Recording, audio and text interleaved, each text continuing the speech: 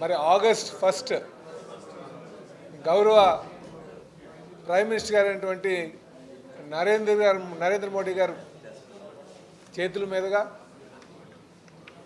మరి Bhogapuram international ఎయిర్పోర్ట్ని Alluri Sitaramaraju international ఎయిర్పోర్ట్గా నామకరణం చేసుకొని దాన్ని ప్రారంభించుకోవడం జరుగుతుందండి. దానికి సుమారు 2 లక్షల జనం వస్తారని మేము ఎక్స్పెక్ట్ చేస్తున్నాం. ఎందుకంటే ఆ కార్యక్రమం ఉత్తరాంధ్రకి మనహారంగా మారబోతుంది. దాంట్లో కేవలం ఒక ఎయిర్పోర్టే కాదు, అక్కడ ఏరోప్లేన్ మెయింటెనెన్స్ కూడా ఒక గేట్వే కాబోతుంది.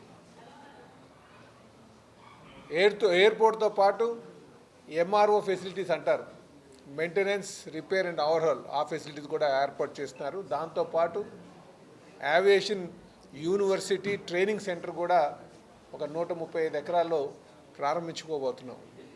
కనుక అది రేపు ఇంటర్నేషనల్ ఆపరేషన్స్తో పాటు మన ఉత్తరాంధ్రకి ఒక మణిహారంగా మారబోతుందని చెప్పి ఈ సందర్భంగా తెలియజేస్తున్నాం.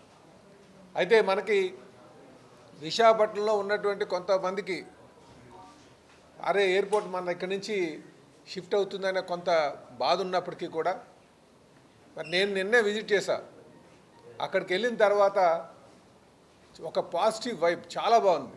అక్కడికి వెళ్ళిన తర్వాత నేను శంషాబాద్ ఎయిర్పోర్ట్ ఓపెన్ చేసినప్పుడు కూడా ఉన్నా, అంటే ఆ రోజు మొదటి రోజు ట్రావెలర్ కింద.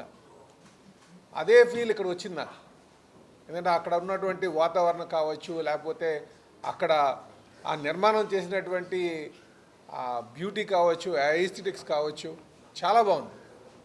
సో మనకి కొంత ఇనీషియల్గా ఇబ్బంది ఉంటుందేమో, కానీ ఒకసారి ఆపరేషన్ స్టార్ట్ అయిన తర్వాత బాగుంటుందనే ఒక భావన కలిగిందని చెప్పి ఈ సందర్భంగా తెలియజేస్తున్నాను.